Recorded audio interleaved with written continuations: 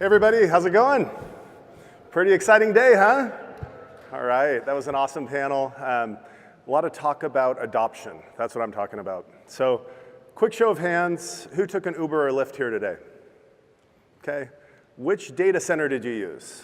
And how much did it cost you to process that data center transaction? Was it Google Cloud, AWS? No? You know what? That's an invisible experience, an infrastructure experience that you didn't need to know what you're using on the back end. And that's one of the things we've learned in Web 2 is that having invisible, frictionless experiences is how we grow and how we get mass adoption. Okay, so that's what I'm talking about today. I'm talking about invisible blockchains. All right, here we go.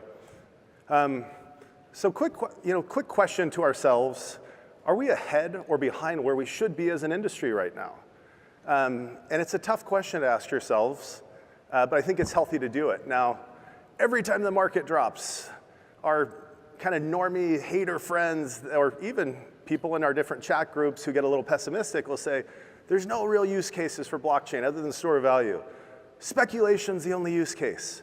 No one uses blockchain. It's just 500,000 people trading with each other. I personally think that's garbage, okay? I don't believe it, but my goal, and I think our goal should be to make that not even a topic of conversation, okay?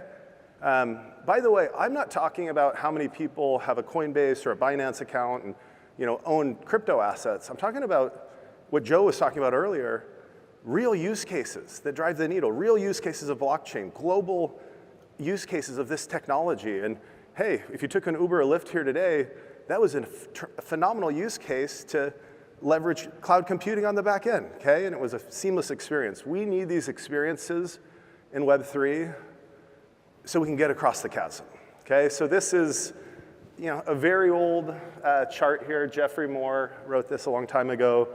It's still true, okay? So who's familiar with this, crossing the chasm? Okay, we have some hands. So you have your early adopters are frankly your tech enthusiasts, okay? This is the early market.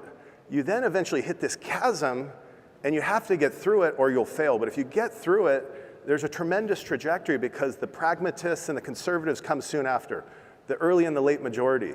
Now, in order to get there, you also have to have great UX. I worked in mobile back in 2005. We had, it was a good technology. We had 92 of the Fortune 100 using this product. The only highly used product was email because nothing else worked well on mobile. We had all these other business applications. No one used them. Fast forward 3 years later, we have the iPhone. We have high-speed data networks. We've got much more powerful processors in our phones, and mobile takes off massively. It hit that curve for application usage, not just text, email, phone calls, all right?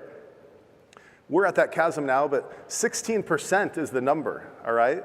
This is where real adoption begins. And again, we have surpassed this in a lot of categories. I think, you think about how many people have an account, how many people own Ethereum, how many people own Bitcoin, how many people own these different crypto assets. I think we're safely there. Let's look at gaming. Scale is one of the largest gaming blockchains in the world. We are a mass adoption blockchain. We're built for user experience, okay? Gaming now has over 30 million people a day hitting the blockchain. I think we need to applaud ourselves for this. It used to be thousands a couple years ago. We've been on an exponential curve.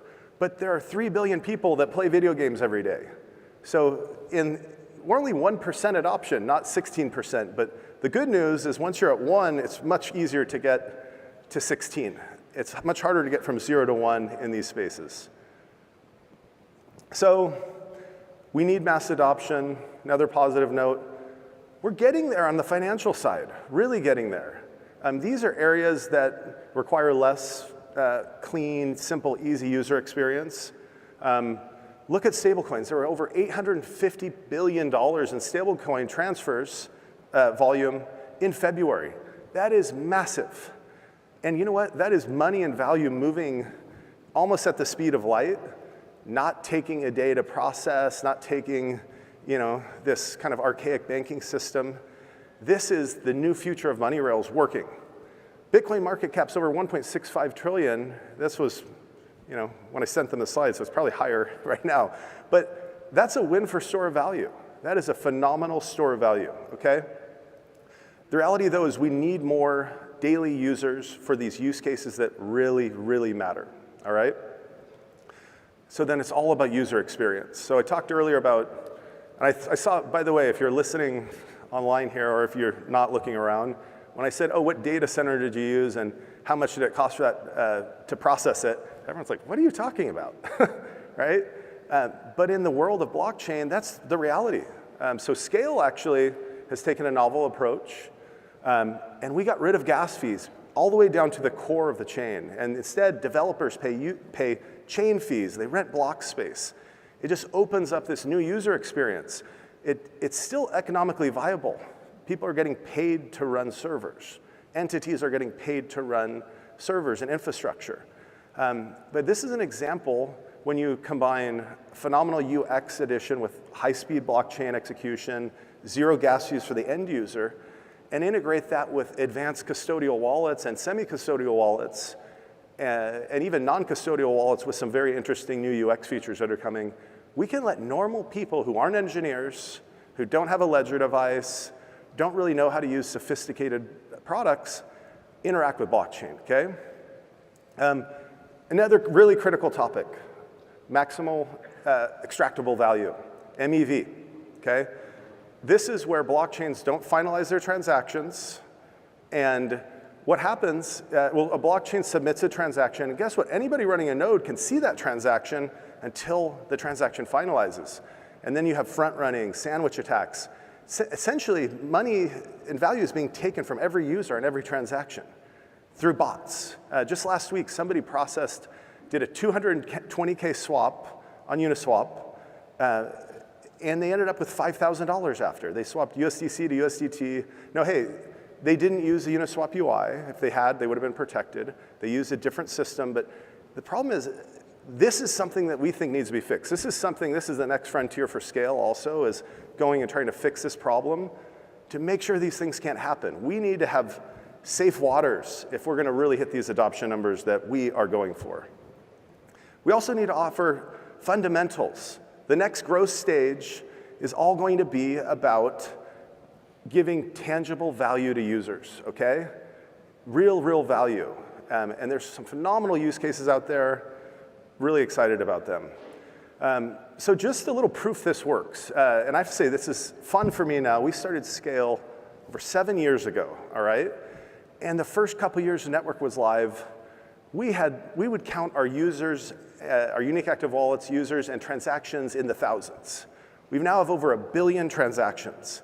We have over 3.3 million wallets in the last 30 days, over 91 million transactions. So the model's working, and I'm not saying this to talk just about Scale, but to say when you really lean into building a positive user experience for consumer-facing applications, you can get dramatic results. But these numbers, frankly, are just a start.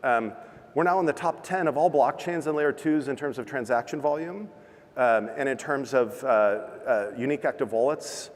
And but I think I look at this and our set of competitors and collaborators, and as an industry, we're just getting started. There's a lot coming. Quick shout out to all the builders. There's over 300 applications building on Scale.